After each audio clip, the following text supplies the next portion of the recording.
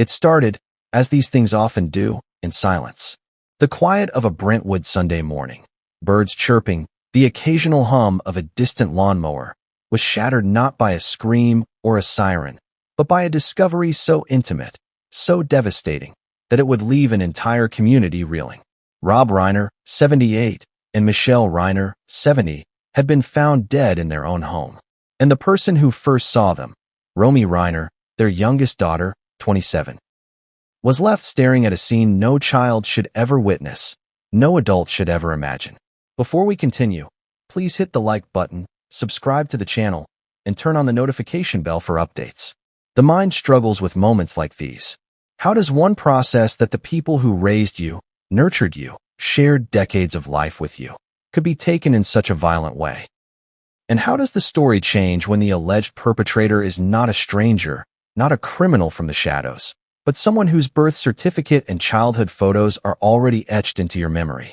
Nick Reiner, 32, son of the victims, living just steps away in the guest house on that $13.5 million estate, was arrested that very night, charged with 2 counts of first-degree murder. The words themselves feel almost too heavy to say aloud, too sharp to linger, yet the facts remain. This was a family tragedy unfolding in real time.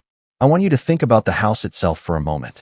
Brentwood, California, palm trees swaying in the breeze, immaculately trimmed lawns, the kind of neighborhood where privacy is prized and neighbors wave politely but rarely intrude. And then, inside one of these homes, the quiet shatters. Stabbed to death. The word alone is harsh, jagged. It's the kind of violence that leaves marks not only on bodies but on families, communities, and anyone who dares to look closely. Romy reportedly discovered her parents' bodies and alerted the police, telling them there was a dangerous family member who should be a suspect. Pause there. Think about that phrase, dangerous. She used it herself. Not speculative. Not a guess. Dangerous. Why would anyone describe a loved one that way? And yet, the pieces of this story are not yet fully visible. The public has seen news headlines, snippets of police reports, social media chatter, but the narrative has barely begun to coalesce. There's a tension here, one that feels almost cinematic but is painfully real. A family of 3, the youngest daughter observing, the son accused, parents gone. The questions multiply, and the answers, well, the answers are slow to arrive. When stories like this break, the temptation is to rush, to fill in gaps with speculation, rumors, assumptions. But this video isn't about that. This is about trying to make sense of a tragedy that, on the surface, seems almost incomprehensible. We will unpack not only the facts we know, dates, timelines, arrests, but also the human layer beneath it, the family dynamics, the subtle warning signs, the moments that in hindsight feel chillingly obvious. Consider Romy for a moment. 27 years old. The youngest child in a family that, by all appearances, lived a life of privilege, comfort, and public admiration. And yet, she is now thrust into a role no one could have prepared her for: witness, informant, survivor. The emotional burden she carries is almost impossible to quantify. What did she feel when she first saw her parents? Shock, disbelief, the instinct to call for help, to protect her brother, to reconcile what she knew of him with the accusations? And how does she process it when that brother, her only sibling besides herself, is suddenly accused of something so unthinkable? It's easy, in the quiet of our own lives, to believe that danger lives far away, that it comes in forms we recognize: strangers, headlines, the occasional crime report. But the Reiner case challenges that. It reminds us that sometimes the threat exists in the most familiar places, that tragedy can originate in the home itself, that the people we trust most can, in certain circumstances, be the source of our deepest shock. And then there's the public dimension. Rob and Michelle Reiner were not unknown figures. Their names carry weight.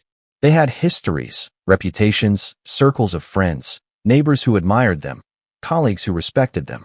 The juxtaposition of this public persona with the intimate horror of their deaths forces the mind to grapple with contradiction. How can someone who is beloved, respected, and seemingly well-adjusted meet such a violent end at the hands of their own child? The contrast is stark. It's unsettling. And that tension, that dissonance, is what draws people in, makes this story impossible to ignore. Even at this early stage, the investigation hints at deeper complexities.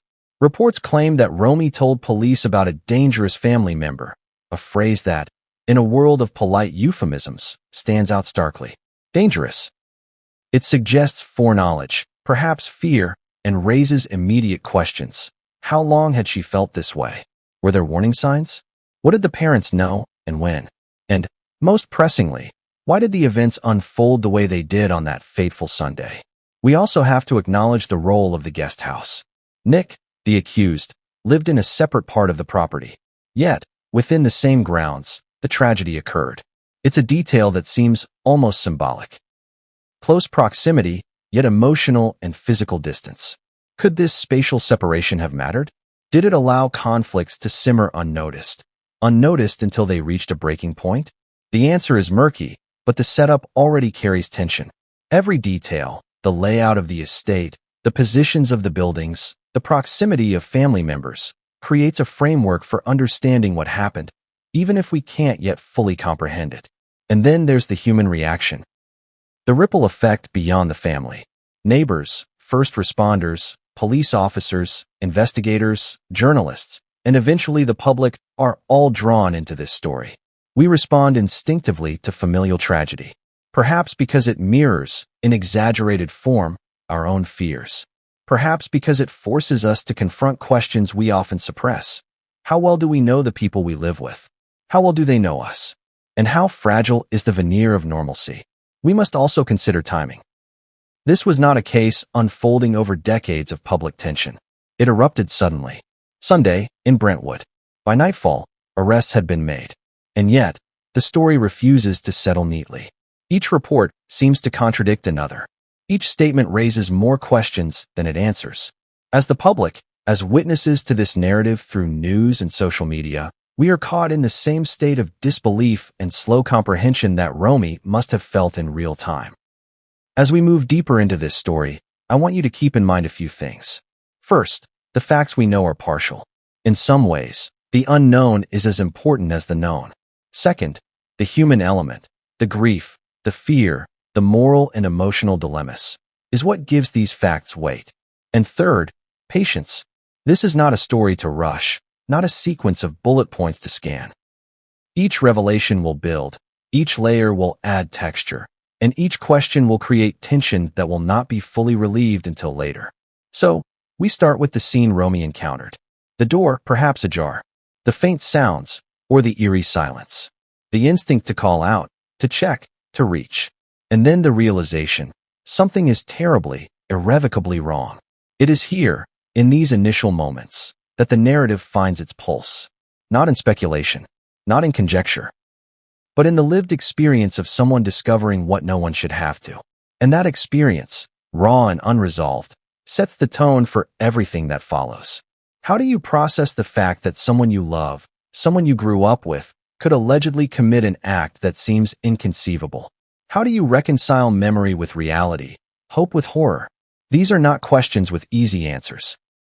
And in the Reiner case, they are questions that will haunt every chapter, every investigation, every statement. It's hard to imagine the quiet of a Sunday morning suddenly breaking into chaos. But that's exactly what happened on the sprawling Brentwood estate where Rob and Michelle Reiner lived. Romy, the youngest daughter, reportedly entered the main house that morning and saw a scene that would sear itself into memory forever. No one can prepare for that moment. Not in movies, not in books, not in years of family counseling or therapy sessions. It's raw, immediate, disorienting. She reportedly walked through the familiar halls, each step echoing off walls she'd known her entire life. The kind of familiarity that usually brings comfort, memory-laden rooms, photos of family vacations, shelves of books, awards, keepsakes, now became the backdrop of something terrifyingly unfamiliar. The scent in the air, the silence that wasn't really silent, the subtle shift in the environment that something was off. You can almost hear her hesitation, the pause between instinct and comprehension, the disbelief that such horror could exist just beyond a doorway. And then she saw them. Rob, Michelle, her parents, lifeless. The details are reported with clinical precision by authorities, But even numbers and statements cannot convey the visceral weight of what Romy saw. Stabbed. Gone. The word itself is sharp, jarring, like a sudden crack in a serene landscape. It's immediate, undeniable, and yet somehow, in the mind, almost impossible to reconcile. This was her family, her home, and the ordinary rules of reality no longer applied. In that moment, decisions had to be made almost instinctively. Romy reportedly called the police, her voice trembling but determined. She identified a dangerous family member, someone she felt could be responsible. The phrase lingers, even in written form. Dangerous. Not a suggestion, not a thought, not a suspicion. It's a clear warning, a red flag. And yet, it carries the weight of the unspeakable. It implicates someone she loved, someone she trusted, someone she had grown up with. This is where the story begins to fracture, where the familiar world collides with an unthinkable reality. Because the accused is not a stranger. It's Nick Reiner, her brother, 32, living just steps away in the guest house. The proximity adds another layer of disbelief. He was there, close enough to hear the normal rhythms of the household, close enough to share meals, holidays, conversations. And yet, the allegation is that he crossed a line that forever altered the family, their lives, and the community. Neighbors reportedly called the police when Romy's panic escalated.